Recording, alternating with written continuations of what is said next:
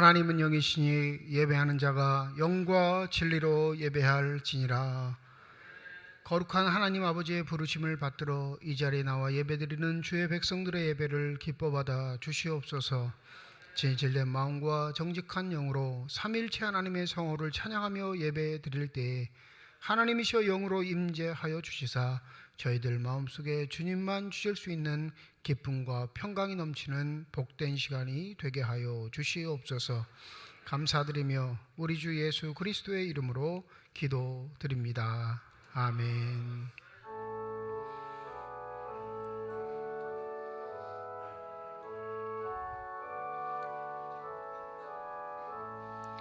성도여 다 함께 할렐루야 아멘. 주 찬양하여라 할렐루야 아멘. 주 보좌 앞에서 택하신 다 찬송하여라 할렐루야 아멘. 만물을 열어라 할렐루야 아멘. 온 하늘 울려라 할렐루야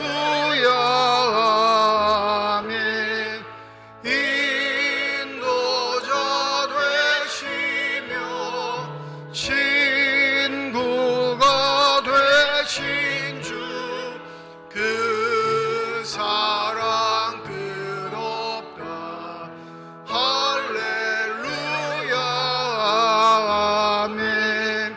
주 찬양하여라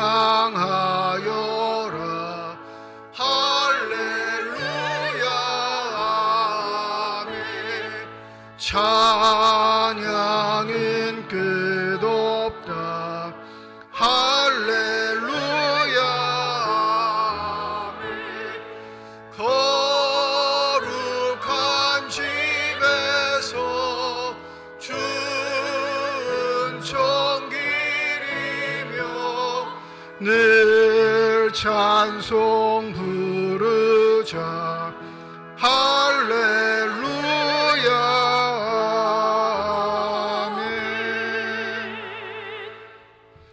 여호와 우리 주여, 주의 이름이 온 땅에 어찌 그리 아름다운지요. 주의 대적으로 말미암아 어린아이들과 젖먹이들의 입으로 권능을 세우시며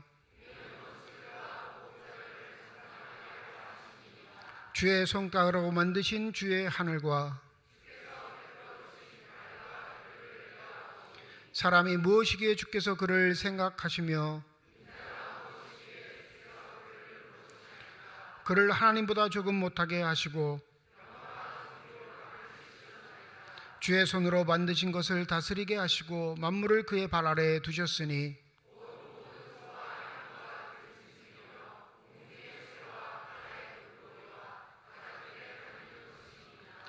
여호와 우리 주여, 주의 이름이 온 땅에 어찌 그리 아름다운지요. 아멘. 지난 한 주간 동안의 삶을 되돌아보며 주님께 참회의 기도를 드립니다.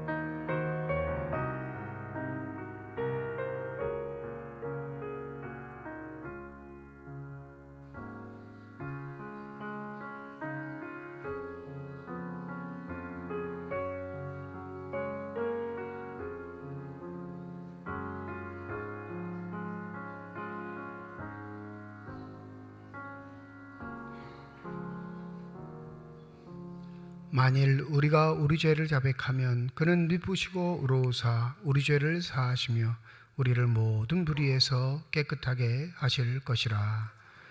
나는 전능하신 아버지 하나님 천지의 창조주를 믿습니다. 나는 그의 유일하신 아들 우리 주 예수 그리스도를 믿습니다. 그는 성령으로 잉태되어 동정녀 마리아에게서 나시고 본디오 빌라도에게 고난을 받아 십자가에 못 박혀 죽으시고 장사된 지 사흘 만에 죽은 자 가운데서 다시 살아나셨으며 하늘에 오르시어 전능하신 아버지 하나님 그 우편에 앉아 계시다가 거기로부터 살아있는 자와 죽은 자를 심판하러 오십니다. 나는 성령을 믿으며 거룩한 공교회와 성도의 교제와 죄를 용서받는 것과 몸의 부활과 영생을 믿습니다. 아멘.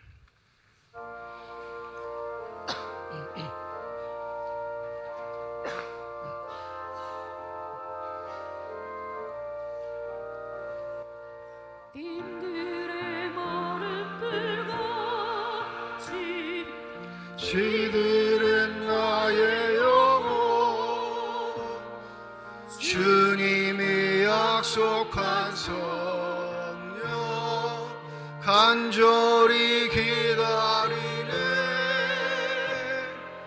가물어 메마른 땅에 단비를 내리시되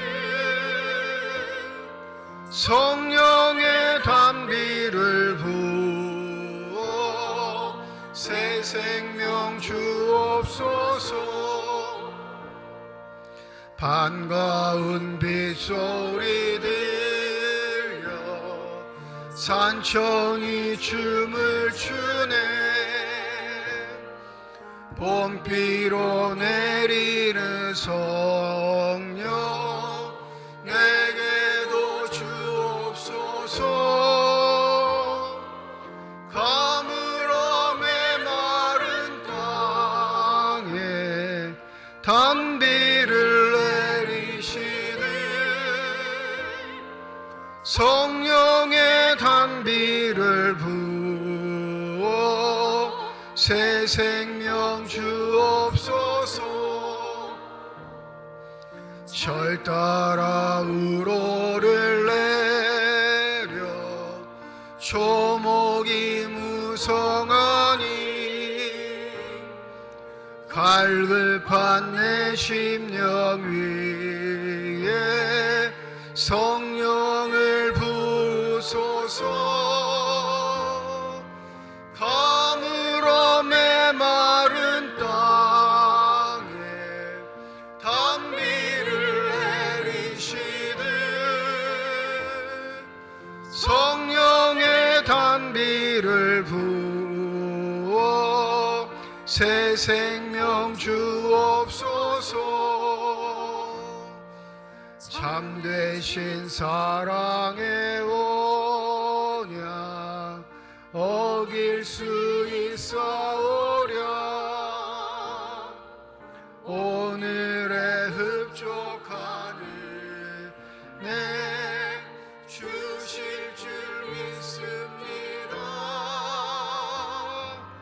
가물어 메마른 땅에 단비를 내리시니 성령의 단비를 부어 새 생명 주옵소서.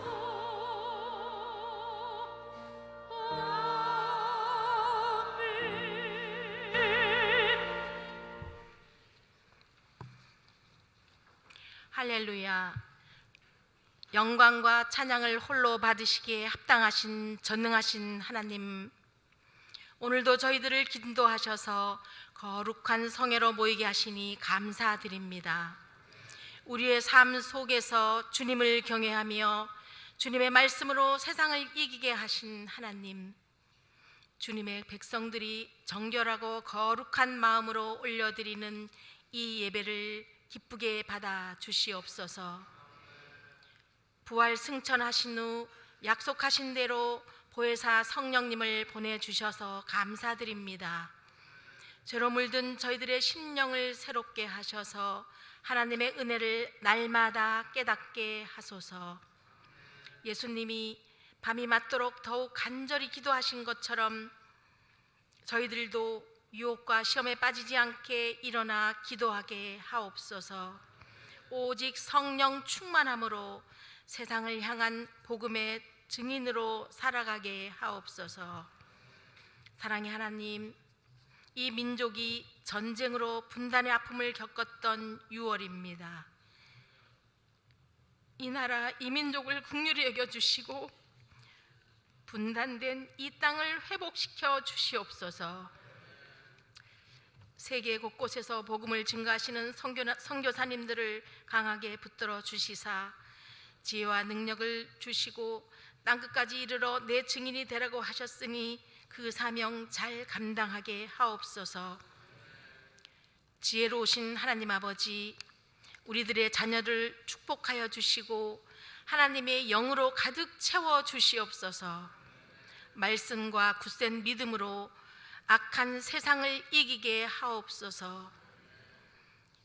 여름 성경 학교와 수련회를 위해서 간절히 기도합니다. 각 기간별 수련회를 통하여 살아계신 예수님을 만나고 믿음이 회복되는 은혜의 시간이 되도록 인도하여 주시옵소서. 여호와 라파 치료자이신 하나님, 병 낫기를 간구하며 부르짖는 자들을 긍휼히 여겨 주시옵소서. 하나님은 여전히 살아계시며 만지시고 치유하고 계심을 믿사오니 치료하여 주시고 병마와 싸워 이길 새 힘을 허락해 주시옵소서. 이 시간 단위에 세우신 목사님을 성령으로 기름 부으시고 강하게 붙들어 주시옵소서. 선포되는 말씀이 진리의 말씀이 되어 우리의 영혼을 깨워주시고 겸손한 삶과 순종한 삶으로 살아가게 하옵소서. 시온 찬양대의 찬양과 말없이 하나님을 섬기는 손길을 축복하여 주시옵소서. 성령 하나님, 이 시간 임재하여 주시고 모든 영광 하나님 홀로 받으시옵소서. 언제나 살아계셔서 역사하시는 예수님의 이름으로 간절히 기도드리옵나이다. 아멘.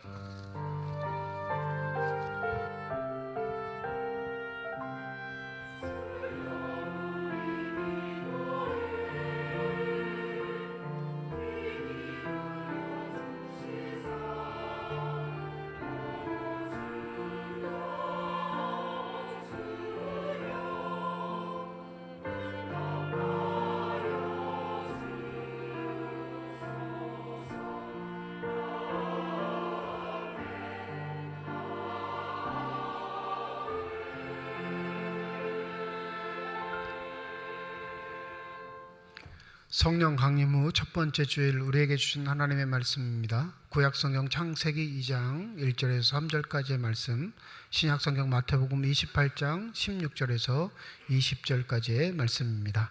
다 함께 자리에 일어나 하나님의 말씀을 받겠습니다.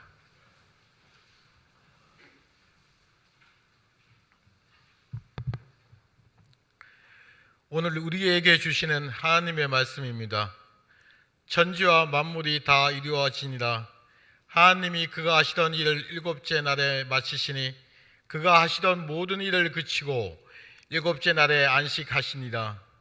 하나님이 그 일곱째 날을 복되게 하사 거룩하게 하셨으니 이는 하나님이 그 창조하시며 만드시던 모든 일을 마치시고 그날에 안식하셨음이니라.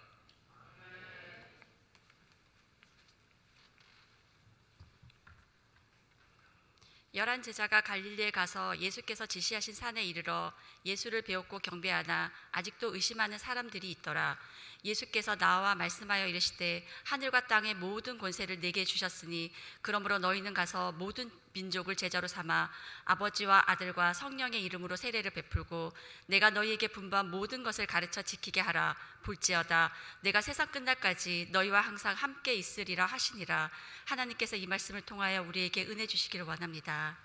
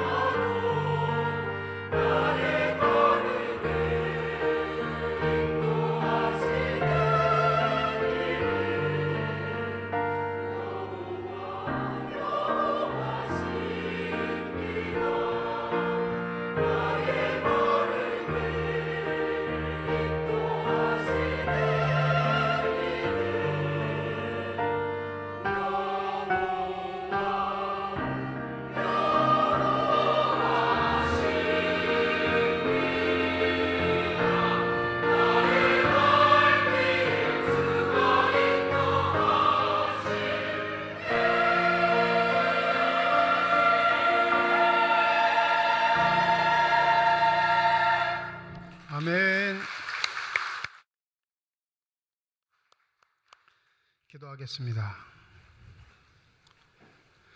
이 시간 우리들의 눈을 열어주시사 주 형상 바라보게 하여 주시옵시고 우리들의 귀를 열어주셔서 주 음성 듣게 하여 주시옵소서. 닫혀진 우리의 심령의 문이 성령의 은혜 가운데 활짝 열려지게 하여 주셔서 하나님 아버지 마음속에 품고 계시는 기쁨과 평안과 만족이 넘치는 복된 시간이 되게 하여 주시옵소서. 감사드리며 우리 주 예수 그리스도의 이름으로 기도드립니다. 아멘. 코로나 전이었습니다. 며칠 전 예배 시간에 굉장히 익숙한 얼굴 한 사람이 예배 자리에 참여한 걸 보았습니다.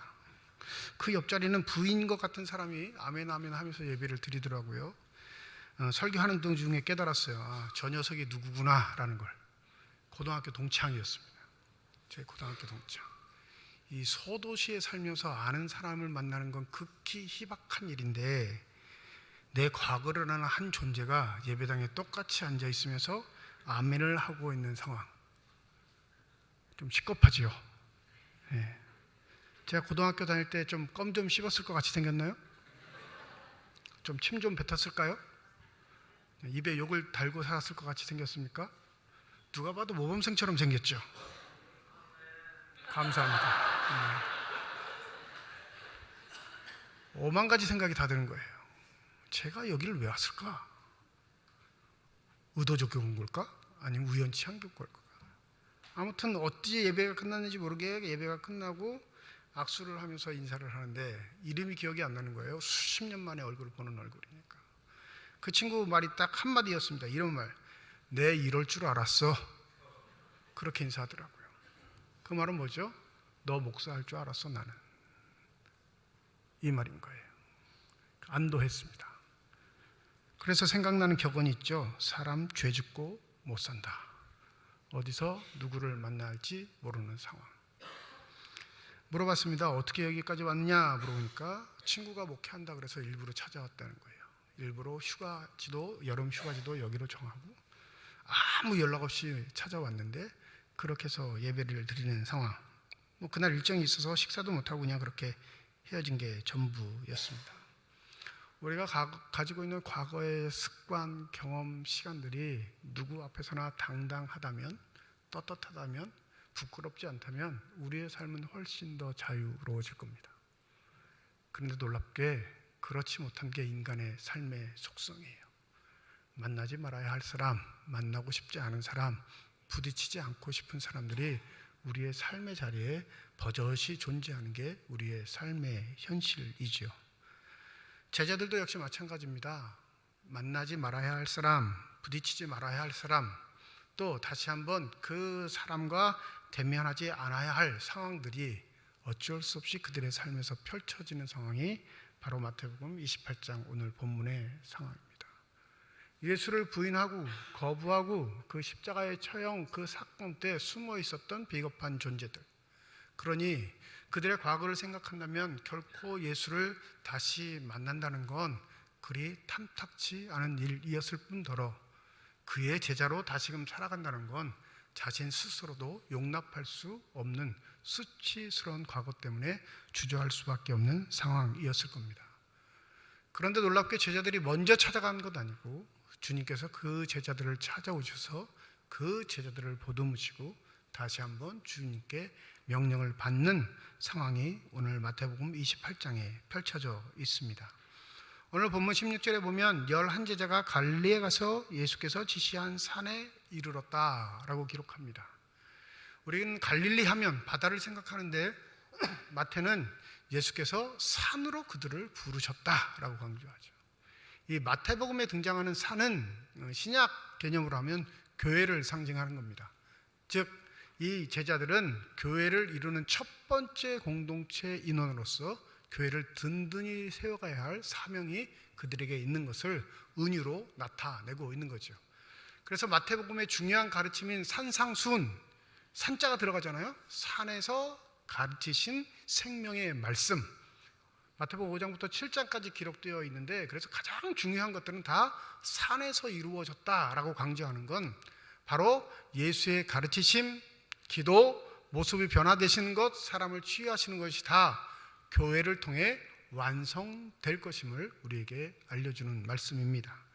그러니 산은 제자들의 삶과 뗄래야 뗄 수 없는 요소, 즉 교회로 인해 전제하게 되고 교회로 말미암아 살아가게 되고 교회를 통해 역사하게 될 그들의 삶의 질서들을 오롯이 보여주는 것이라 하겠습니다. 특별히 오늘 본문에 쓰여 있는 산이라는 단어는 우리가 잘 알고 있는 모세가 시내 산에 올라가 하나님의 말씀을 받았던 그 산과 동일한 단어입니다. 한글로 산, 이게 동일한 의미가 아니고요. 히브리어에서 쓴 단어와 번역된 헬라어의 단어가 동일하게 말씀을 받은 그 산이라는 의미를 가지고 있는 거죠. 아직도 부족하고 연약한 제자들이 주님을, 부활하신 주님을 다시 만난 곳이 산, 교회라면 우리도 역시 늘 언제나 교회를 거점으로 하여 생명이신 주님의 놀라우신 은혜를 체험하며 살아갈 수 있는 귀한 은혜가 있기를 소원합니다. 그래서 이 산은 새 출발점이 되는 거예요. 과거를 정리하고 과거의 치욕과 의욕을 씻고 다시금 주님의 자녀들로서 살아갈 수 있는 교두보 역할을 하는 것, 그것이 바로 저와 여러분에게는 교회이고 제자들에게는 산, 새롭게 생성될 교회가 되는 줄 믿습니다. 17절 한번 같이 읽어보시죠. 시작. 예수를 배웠고 경배하나 아직도 의심하는 사람들이 있더라. 요것만 딱 드러내버리면 완전히 완벽한 본문이 되는데 이게 우리를 좀 당혹스럽게 할 뿐더러 괴롭게 합니다.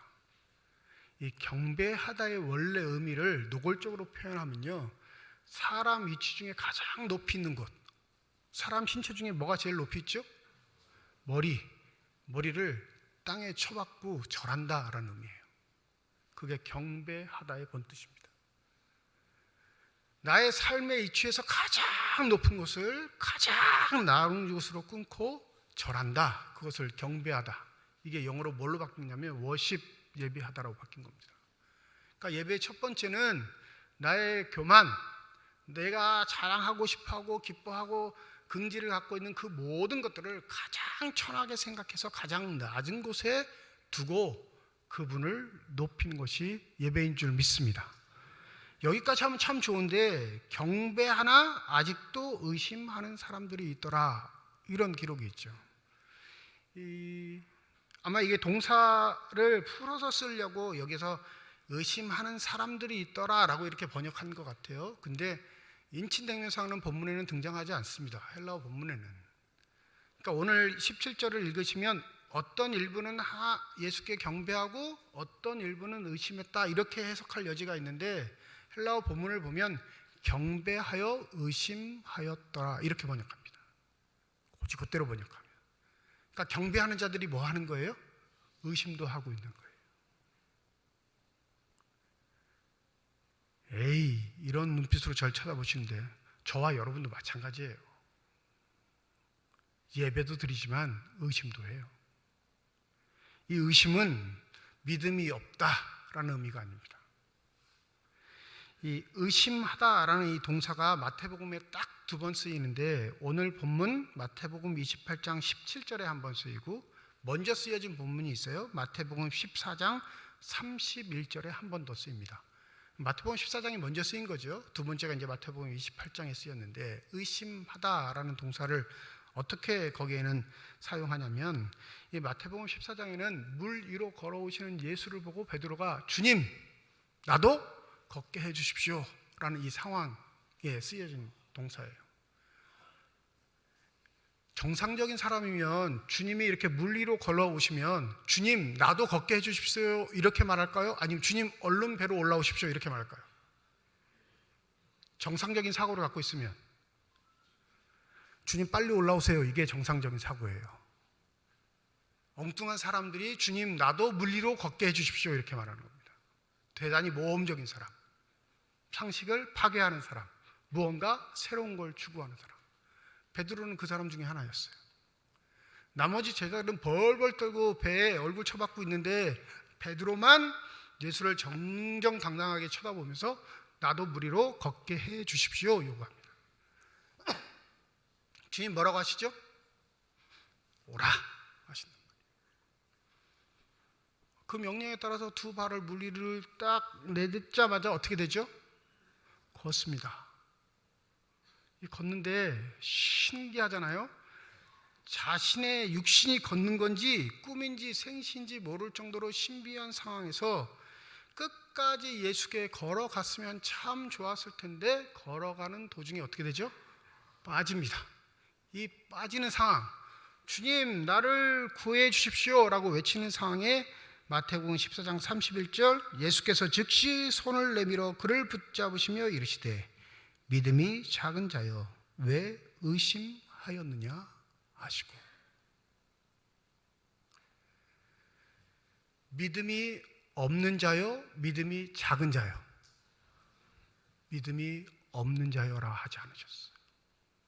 믿음이 작은 자요 왜 의심하였느냐. 믿음이 없으면 내가 걸을 수 있다는 결단을 할 수 없지요. 걸을 수 있다는 결단을 하고 발을 내민 건 믿음이 있다는 겁니다. 근데 그 결단으로 내밀은 거듭이 예수께까지 이르를 수 있는 믿음의 분량은 되지 못했던 거예요. 여기서 의심하다라는 건 두 가지 생각이 복잡하게 엮여 있다라는 의미입니다. 주의 말씀을 따르는 것이 바로 생명의 길이라는 것은 인식하고 있고 그것도 믿고 있습니다. 주님이 명령하셨으니까 발이 물 위에 뜬 거예요. 명령도 안 했는데 바다 위로 발을 내딛으면 어떻게 될까요? 빠지죠. 수영해야 할 거예요. 명령이 있었기에 그 말씀에 따라 자신의 발을 땅에 내딛는 순간 그는 체험합니다. 주님의 말씀의 능력을. 그런데 놀랍게 그 말씀의 능력을 체험하면서도 과거에 본인이 가지고 있는 경험과 습관이 하나님의 말씀의 능력을 잃어버리니까 어떻게 돼요? 물에 발이 빠지게 되는 거죠. 이게 이럴 수 없는데, 절대 이럴 수가 없는 일인데, 반드시 물에 빠져야 되는데 라는 생각과 걷고 있는 발이 부딪히는 상황인 거죠.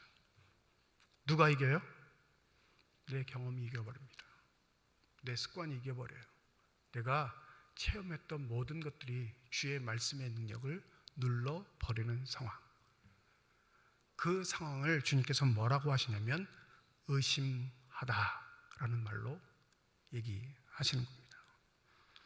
예배를 드리고 있는데도 두 가지 생각을 품고 있는 사람들, 말씀의 은혜는 받지만 그 말씀대로 정말로 살아도 될까 하라고 의심을 품고 있는 사람들, 생명의 말씀이라고 확신하며 교회에 나와 예배는 드리지만 그 생명의 말씀이 내 삶의 현실에서는 이루어지지 않는다고 의구심을 품고 사는 사람들.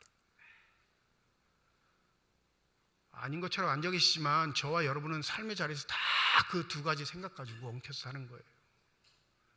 양보하라, 손해보라 하는 건 교회 내에서만 통용되는, 사랑하라, 섬기라 하는 건 내가 기분 좋을 때만 통용되는, 한결같이 그게 주님의 말씀이어서 내 삶의 자리 24시간 이루어지는 능력의 말씀이 아니라 내 처세와 형편에 따라 변화되는 말씀인 것처럼 살아가고 있는 우리의 삶의 모습입니다. 경배와 의심이 병행할 수 없는 단어인 것 같은데 우리의 삶의 실제는 이 단어가 병존하고 있는 것이 사실입니다. 그러면 이렇게 아직 준비되지 못한 자들, 이렇게 어처구니 없는 자들에게 지상 명령을 내리신다는 건 주님도 참 한심하기 그지없다라고 얘기될 수 있지만 주님은 그 한계치, 그 부족함, 그 연약함을 고스란히 받아들이시고 그들에게 내리실 명령을 말씀하십니다. 우리 19절부터 20절까지 함께 한 목소리로 한번 읽어보겠습니다. 시작.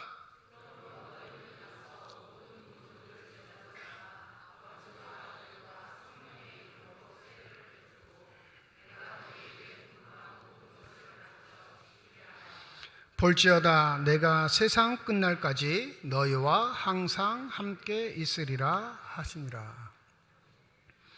가장 오염이 많이 된 본문 중에 한 본문이 바로 이 19절부터 20절까지 지상 명령, 성교 명령이라고 해가지고 체계를 갖춰서 무엇인가 배우고 그 배운 것을 가르치고 가르침 바대로 살아가는지 확인하는 것, 그것이 이 본문의 절대적인 명언이라 생각하면서 자꾸 반복되는 어처구니 없는 상황들. 정말 그럴까요? 앉아서 학교에서 가르치듯 가르치고 그 가르침 받은 대로 이 실력이 올라왔는지 확인하고 그렇게 살아가는 일을 꼼꼼히 따져보는 것, 그것이 우리에게 내리신 명령의 실체일까요? 실질적으로는 이 제자들의 상태는 예수의 가르침 배움을 정확하게 다 익혔다라고 볼 수 없습니다. 여전히 부족한 상태, 연약한 상태, 비겁한 상태. 그러함에도 불구하고 이렇게 명령을 내리신 이유는 무엇일까? 더불어 이 명령을 거부할 수 없음은 그 명령 내리는 자의 권능, 힘이 어디로부터 비롯되는지를 18절에 밝히고 있기 때문에 그렇습니다. 하늘과 땅의 모든 권세를 내게 주셨으니. 너희들이 밟고 있는 이 땅, 바라보고 있는 하늘, 다른 말로 하면 하나님이 만드신 이 피조세계의 모든 권세는 누가 지니고 있다는 거예요? 나 예수가 지니고 있어.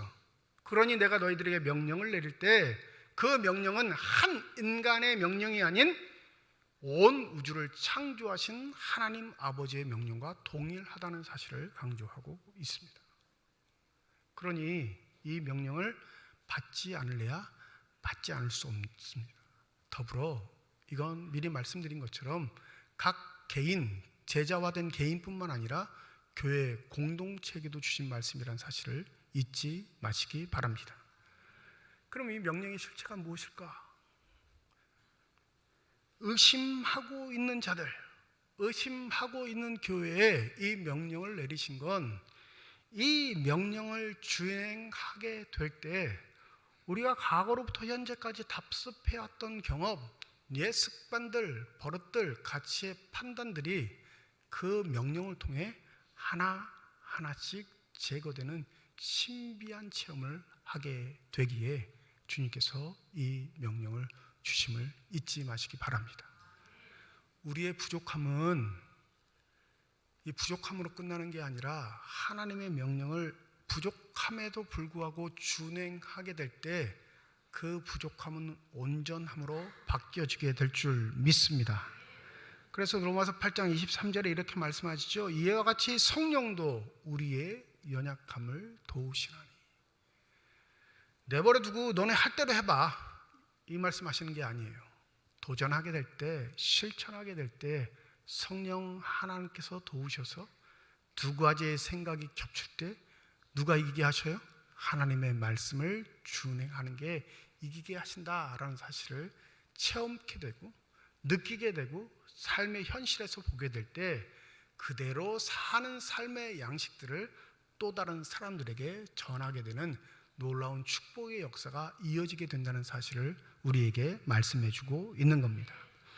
그러므로 선교는 하나님의 명령, 예수 그리스도의 명령, 성령 하나님의 명령을 준행하는 건 일단 내가 살고 왔던 삶의 가치의 체계들과 경험을 내려놓고 하나님이 말씀하시는 그 새로운 세상에 초대를 받아들이며 나의 삶의 자리를 그 누군가에게 조금씩 내어주는 일이라는 사실을 잊지 마시기 바랍니다.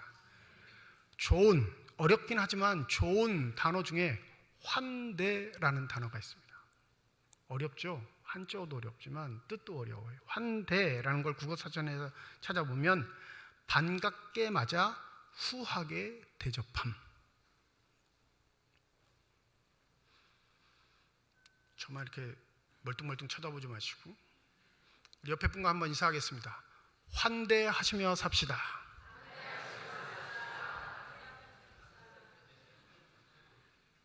이 환대라는 단어는 초대교회의 전통이었습니다. 반갑게 맞이고 어떻게 대접해요? 후하게 대접함. 종종 교회를 찾아오는 손님들이 있어요. 어제도 우리 교회에서 심호하셨던 김진성 전도사님이 찾아오셨어요. 한 달 전부터 약속해가지고 저를 이렇게 꼭 올만 매더라고요. 그날 갈 테니까 어디 가지 마세요. 그날 꼭 만나야 됩니다. 몇 번 약속을 해서 어제 만났는데 결혼한대요. 10월 달에. 그래가지고 이제 예비 신부를 데리고 여기까지 온 거예요. 뭐라고 했죠? 청첩장 보내면 될 걸 뭘 찾아와. 어제가 무슨 요일이에요? 토요일이니까 전수사님도 설교 준비해야 되고 나도 설교 준비해야 하는 상황. 근데 교회 손님이 찾아올 때 제 기본적인 방침은 있습니다. 늘 언제나 돌아갈 때 잘 왔다 생각들 정도로 후하게 대접해야 한다. 그게 제가 갖고 있는 기본적인 상식선이에요. 회도 제일 큰 걸로 사줬어요. 평상시에 제가 먹을 땐 제일 작은 거 먹는데 제일 큰 걸로 사주고, 가실 때는 차비도 두둑히 드렸어요. 제 한 달 책값 절반 금액을 드렸어요. 오해하지 마십시오. 교회에서 주지 않습니다. 제 사비로 다 쓰는 거예요. 그리고 늘 언제나 생각하는 게 있어요. 주의 사람들이 왔을 때 주의 교회를 방문하고 돌아갈 때는 내가 환대를 받았구나, 후한 대접을 받았구나 라는 그런 생각이 들도록 그렇게 하는 게 도리라 여겨집니다. 근데 여러분, 모든 사람에게 이렇게 대접할까요? 안 그래요. 제가 싫은 사람이 온다 그러면 약속 있어서 안 된다고 그러고, 전화 안 받고 연락 안 되게 두절시키고, 찾아온다 그러면 아예 교회 없고, 그런 경우도 있습니다. 똑같아요. 사람 사는 거. 목사도 싫은 사람은 만나기 싫어요. 좋은 사람은 더 좋은 걸 해주고 싶고. 근데 주님이 말씀하시는 건 그게 아니기 때문에 괴로운 거예요. 어떤 사람에게 한대라? 모든 사람에게 환대하라.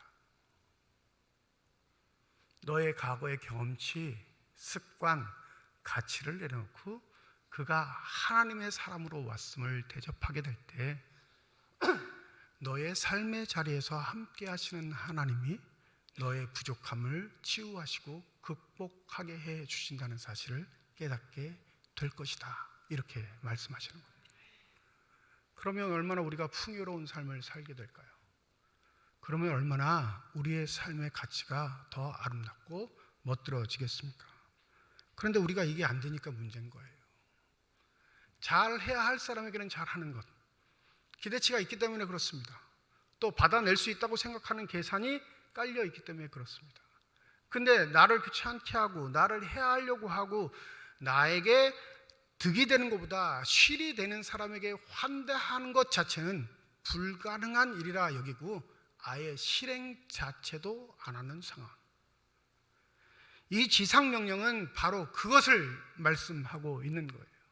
가서 모든 민족에게 라는 의미는 너희들이 여태껏 사람이라고 생각지 않았던 그 대상들에게, 너희들이 인격이라고 여기지 않았던 그 대상들에게 너희들의 삶의 울타리를 부수고 다가서게 될 때 뿐만 아니라 그들을 주의 이름으로 환대하게 될 때 그 환대할 때 다가오시는 임마누엘의 축복이 너희들 삶 속에 있게 될 것이다 말씀하시는 겁니다.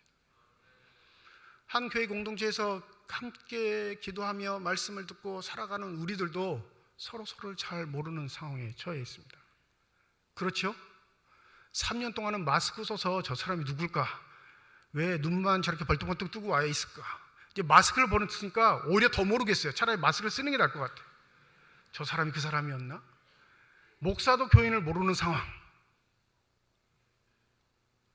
이게 공동체라고 할 수 있을까요?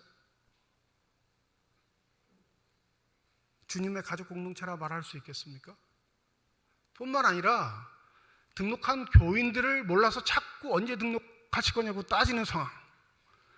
새 가족으로 등록한 지 몇 달이 됐다는데 안내부는 계속 등록하라고 짜증나게 다가오면 이 교회 공동체가 이루어지냐 이 말이에요. 우리 교회의 문제를 얘기하는 게 아닙니다. 우리의 삶의 자세가 벌써 이렇게 변경되어 있다는 거예요.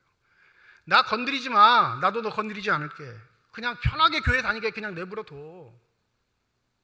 나한테 관심 갖지 마. 나도 당신한테 관심이 없으니까. 나는 그냥만 주님만 섬기고 살래. 나 혼자. 여러분, 그 일이 이루어지지 않으니까 주님이 말씀하시는 거예요. 나 혼자 조용히 주님 섬기고 싶으시면 절에 가서 기도하세요. 절에 가서. 절에도 하나님 계시니까. 교회 공동체를 이 땅에 심어놓은 이유는 부끄러운 우리의 모습을 서로 공감하게 하고 나약하고 나약한 우리의 모습을 서로 섬기게 하셔서 온전한 주님의 지체를 만들어 가기 위해 이 땅에 세우신 줄 믿습니다.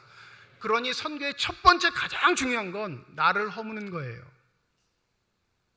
나의 가치, 나의 경험, 나의 기대, 나의 이익을 내려놓지 않으면 누군가 내 삶의 자리에 들어온 걸 용납할 수 없기 때문에 그렇습니다. 여러분, 교회에서 사기를 당하는 게 기분이 나쁠까요? 세상에서 사기를 당하는 게 기분이 나쁠까요? 뭐가 더 기분이 나쁘세요? 웅성웅성 거리시면 다시 한번 1번 교회에서 사기를 당하는 게 더 기분 나쁘다. 2번 아니다. 세상에서 사기를 당하는 게 더 기분 나쁘다. 이러니까 안 되는 거예요. 이러니까.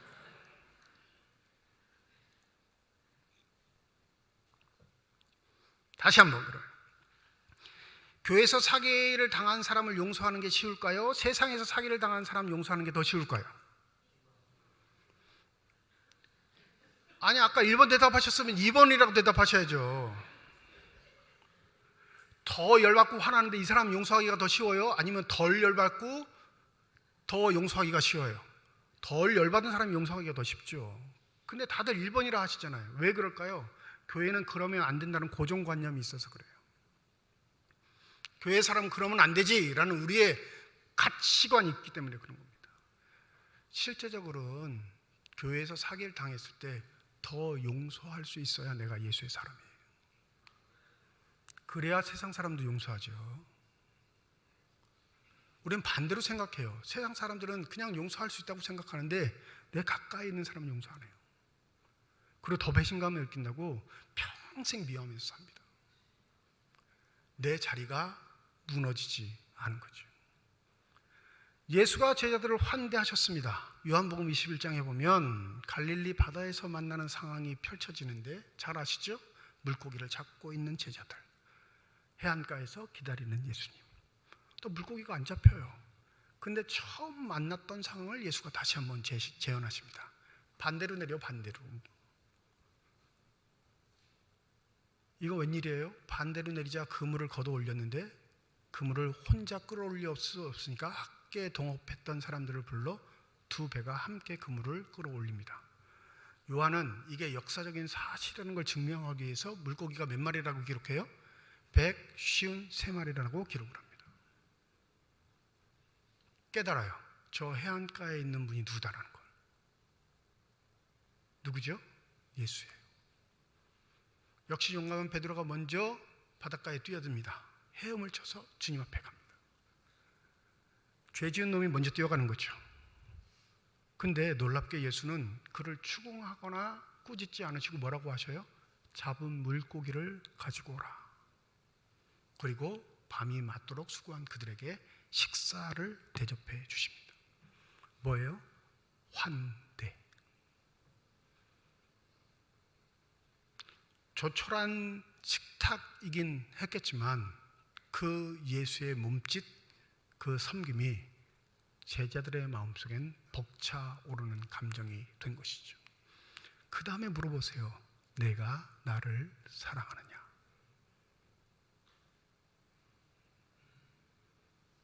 원수 같은 존재들, 그렇게 박 굶으면서도 함께 고생하면서도 3년 동안 가르침을 베풀었던 자들이 자기를 배신하고 떠나는 상황에서도 예수는 그들에게 먼저 손 내미시고 환대하셔서 그들이 어떤 일을 해야 할 사람임을 알려주셨습니다. 교회가 교회답지 못함은 바로 이 예수의 정신 환대를 잃어버리기 때문에 그렇습니다. 너희에게 분부한 모든 것 다른 것 아니에요. 너희들이 지키고 있던 그 성을 허물고 너희들이 세운 가치를 내려놓고 하나님이 너희의 성이 되시도록, 하나님의 말씀이 너희의 가치가 되도록, 하나님의 명령이 너희의 삶의 질서가 되도록 할 때 그 분부한 모든 것들은 우리의 삶의 자리에서 아름답게 이루어질 줄 믿습니다. 이 말씀을 학습의 개념으로 하면 그냥 학교 세우는 게 제일 빠르죠. 그리고 졸업생만 많이 배출하면 이 명령을 지키는 겁니다.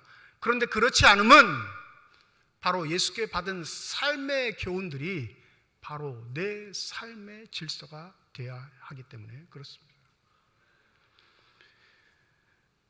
베스트셀러로 등록한 이 아버지의 해방일지라는 소설이 있습니다. 이 정지아 작가가 기록한 건데, 이 작가가 맨 마지막에 이 소설을 쓰게 된 이유를 작가의 글 말로 이렇게 밝힙니다. 아버지의 해방일지는 나 잘났다고 뻗대며 살아온 지난 세월에 대한 통렬한 반성이다. 나름 열심히 살았다고 자부했을 때 나이를 들수록 잘 산 것 같지가 않다. 나는 오만했고 이기적이었으며 그래서 당연히 실수투성이었다. 빨치산이었던 아버지에 대한 이야기를 소설로 쓴 거예요. 젊은 작가의 시선, 이제 60대가 다 됐으니까 이제 어느 정도 연륜이 생긴 여류 작가인데, 그 젊은 난 아버지는 너무너무나 한심한 인간, 쓸모없는 인간, 가족에게 도통 도움이 되지 않는 인간이었습니다. 빨치산이라는 이 글자 때문에 미래가 저당 잡힌 인생을 살았던 딸, 그럼에도 불구하고 누구를 미워하고 조롱하고 증오하기보단 늘 손해보며 살았던 아버지의 삶을 소설로 기록한 겁니다. 다 읽고 나서 아주 펑펑 울었어요. 오랜만에 울었습니다. 요즘 눈물이 마르신 분들 꼭 이 소설 사서 보셨으면 좋겠어요. 아버지를 어떻게 마지막에 평가하냐면 이렇게 평가합니다.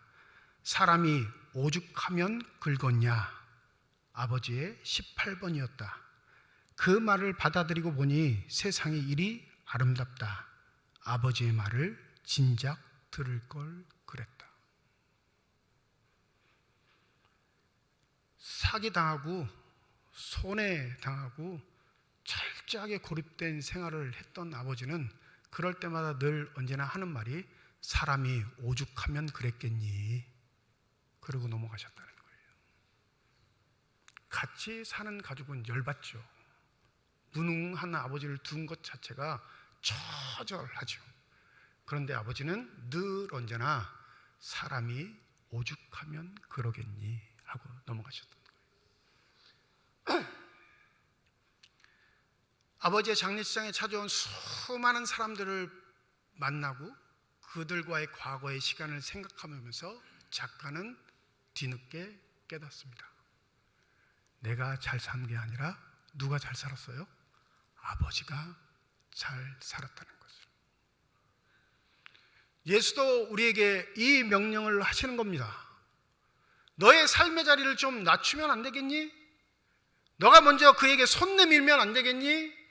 너희가 스스로 가지고 있는 색 안경을 벗어놓고 그를 그냥 환대하면 안 되겠니? 손해볼까 두려워, 해함당할까 두려워, 누군가의 해코지할까 두려워 불안해하는 너희들에게 내가 약속할게. 그렇게 환대하는 자리에 내가 너와 함께 한다는 사실. 그래서 마지막 20절에 볼지어다 내가 세상 끝날까지 너희와 함께 하리라 약속하신 겁니다. 이 임마누엘은 마태복음 1장에 등장하죠. 요셉이 꿈을 꾸는데 천사가 등장합니다. 요셉이 괴로운 상태. 왜 괴로운 상태죠? 나랑 정원에서 결혼할 여자가 내 아이가 아닌데 임신하고 있어요. 그래서 요셉은 의로운 결정을 내립니다. 죽이지 않고 가만히 끊고자 하는 결정을 내려요. 이것도 요셉에겐 대단한 결정이죠. 그죠? 그 여자의 부정을 추궁하고 들춰내서 보복하고 죽여야 그때 당시의 전통을 따르는 건데, 요셉은 전통을 무시하고 조용히 마리아와의 관계를 끊고자 합니다. 그런데 놀랍게 천사가 등장해서 그러지 말라 하죠. 마태복음 1장 23절 천사가 이렇게 말합니다. 보라, 처녀가 잉타하여 아들을 낳을 것이요 그의 이름은 임마누엘이라 하리라 하셨으니 이를 번역한즉 하나님이 우리와 함께 계시다 함이라. 받아들여. 그러면 하나님이 함께 하신다는 게 무엇인지 내가 알게 될 거야. 요셉이 어떻게 하죠? 전통을 내려놓습니다. 자기의 가치도 내려놓고요, 의구심도 다 내려놓고 말씀이 가르친 대로 순종할 때 마리아를 통해 태어난 누구를 만나게 되죠? 하나님의 아들 예수 그리스도를 만나는 복을 누리게 됩니다. 1장에 시작했던 이 임마누엘 축복을 28장에 다시 한번 반복하면 우리의 삶의 자리에 우리가 가지고 있는 가치, 고귀한 경험, 인식들을 내려놓고 하나님의 말씀을 따르는 삶이 되게 될 때 또다시 요셉이 체험한 하나님이 함께 하시는 축복을 교회 공동체가 우리가 누리게 될 수 있음을 약속하는 말씀인 것입니다. 바울은 우리에게 이렇게 공고합니다. 나는 어느 누구에도 얽매이지 않는 자유로운 몸이지만 많은 사람을 얻으려고 스스로 모든 사람의 종이 되었습니다. 유대 사람에게는 유대 사람을 얻으려고 유대 사람같이 되었으며 율법 아래 있는 사람에게는 내게 율법 아래 있지 않으면서도 율법 아래 있는 사람을 얻으려고 율법 아래 있는 사람같이 되었습니다. 율법이 없는 사는 사람들에게는 내가 하나님의 율법이 없이 사는 사람이 아니라 그리스도의 율법 안에서 사는 사람이지만 율법 없이 사는 사람들을 얻으려고 율법 없이 사는 사람과 같이 되었습니다. 믿음이 약한 사람들에게는 약한 사람들을 얻으려고 약한 사람들에게 되었고 나는 모든 종류의 사람에게 모든 것이 다 되었습니다. 그것은 내가 어떻게 해서든지 그들 가운데 몇 사람이라도 구원하려는 것입니다. 나는 복음을 위하여 이 모든 일을 하고 있습니다. 그것은 내가 복음의 복에 동참하기 위함입니다. 이 본문 오해하시면 안 돼요. 전도 많이 하려고 여러 가지 무술을 취했다 이 말 하고 있는 게 아닙니다. 하나님의 명령이 그러하시니 그렇게 살았는데 그렇게 살다 보니까 복음의 은총과 은혜는 내가 더 많이 누리고 있노라 이 고백을 하는 거예요. 주의 말씀도 붙잡고 나의 고집도 붙잡고 주의 은혜도 붙잡고 내 경험도 붙잡고 주의 복도 붙잡고 세상의 가치도 붙잡고 그런 사람들은 늘 의심하며 살아갑니다. 그러나 주의 명령을 준행하는 자, 자신의 삶의 자리에 모든 것 내려놓고 주님의 말씀이 주인이 되는 삶만이 하나님의 모든 명령을 이루는 아름답고 축복된 삶이 된다는 사실 잊지 않으시는 저와 여러분이 되시기를 주님의 이름으로 축원드립니다. 기도하겠습니다. 서로 관심 없이 사는 지 꽤 됐습니다.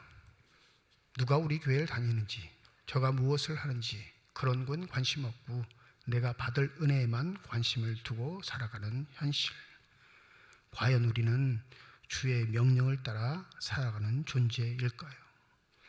연약하고 부족하지만 사명을 맡겨주셔서 그 사명 중에 부족함을 극복하게 하셨던 하나님의 놀라운 훈련의 방법, 바로 우리에게도 적용되는 줄 믿습니다.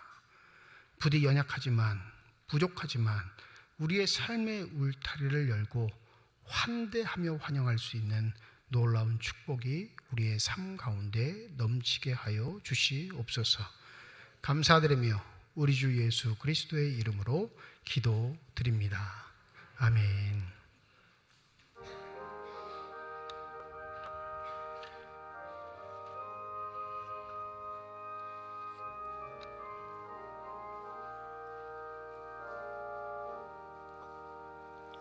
우리가 지금은 나그네 되어도 화려한 천국에 모자라가리 이 세상에 있을 때 주 예수 위하여 끝까지 인사히 하세. 주 내게 부탁하시니 천사도 흠모하겠네. 화목해 하라시 구주의 말씀을 온 세상 널리 전하세. 영생의 복락과 천국에 갈 길을 만 백성 알도록 나가서 전하세.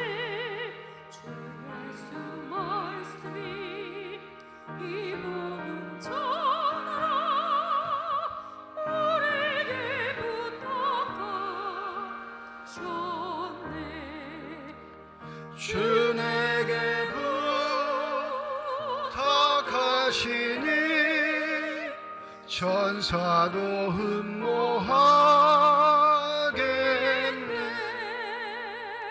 화목해 하라신 그 주의 말씀을 온 세상 널리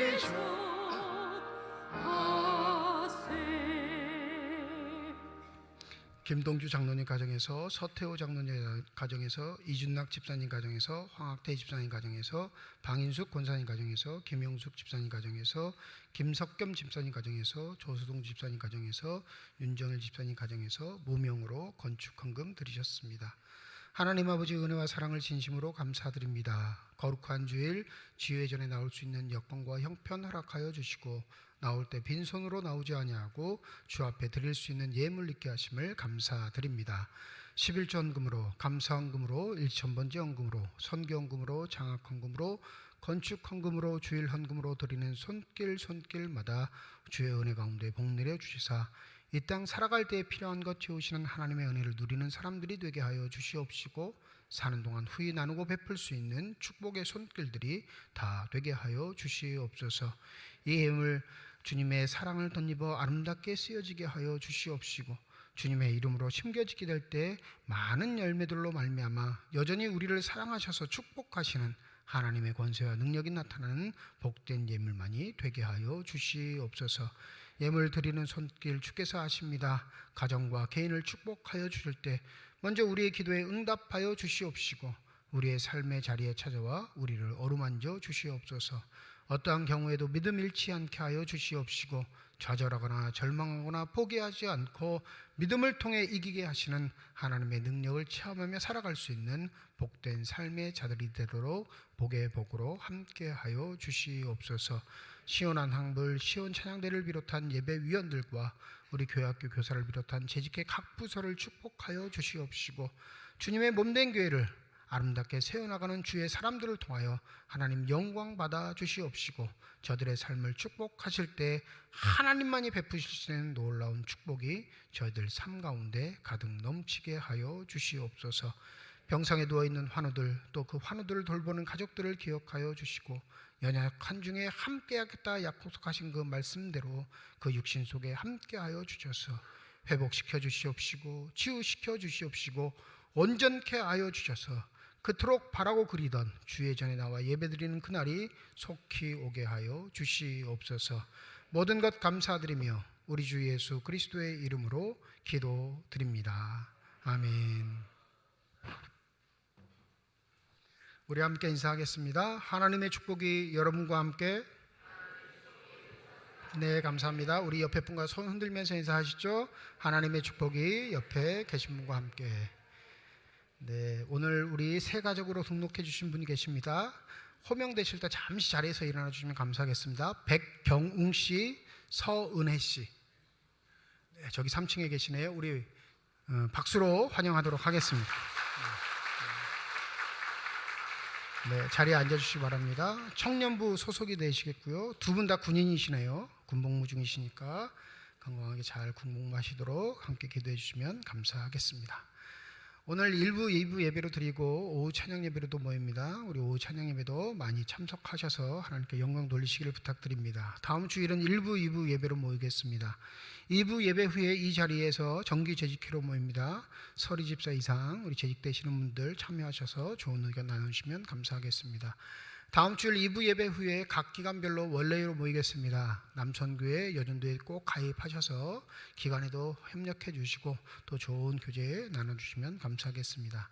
대신방 실시합니다. 6월 8일 미로구역, 20일 2편안, 22일 교동, 23일 2편안, 29일 한양구역입니다. 아직 일정 조정하지 않은 구역들 1교구부터 3교구까지 함께 신청해 주시고 담당 목사님들과 상의하셔서 일정 잡아주시면 되겠습니다.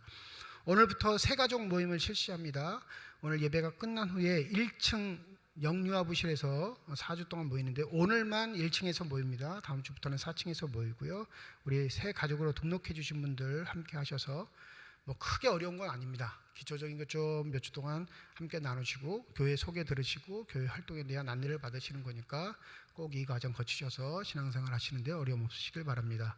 강원 동네 목사장로 체육대회가 화요일 오전 9시 강릉 원주 실내체육관에서 있습니다. 교회에서는 오전 7시 50분에 출발하겠습니다. 참여하신 분들 늦지 않게 교회로 오시면 되겠습니다. 강원 동네 장로회 산악회 정기 산행이 토요일 오전 10시 태백에 있는 검룡소에서 한다 말합니다. 그 장소로 가시면 되겠습니다.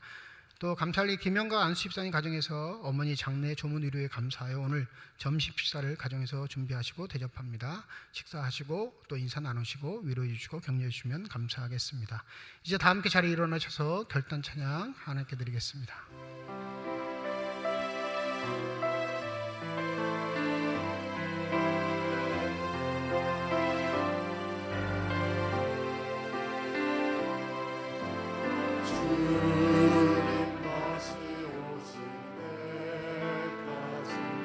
나는 이 길을 가리라 좁은 문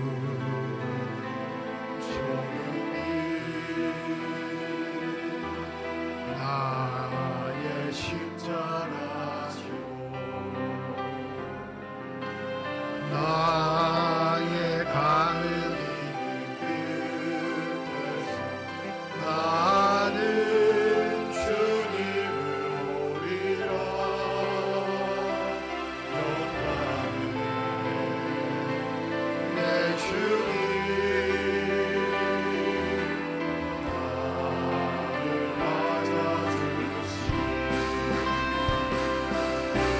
주님 다시 오실 때까지 나는 일어나 달려가리라 주의 영광 온다 높을 때 나는 일어나 노래하리 내 사모하는 주님 온 세상 구주시라 내 사모하는 주님 영광의 왕이시라 내 사모하는 주님 온 세상 구주시라 내 사모하는 주님 영광의 왕이시라. 이제는 우리 주 예수 그리스도의 은혜와 하나님의 사랑과 성령의 교통하시고 내주하시고 역사하시고 충만하심이 오늘 새 가족으로 등록한 백경웅 서은혜 씨 머리 위에와 주의 명령을 삶의 자리에 실천하기 위하여 주님 앞에 약속하며 다짐하는 주님의 거룩한 자녀들 이들의 가정과 일터와 앞길 위에 이제로부터 영원토록 함께 하시기를 간절히 축원하옵나이다. 아멘.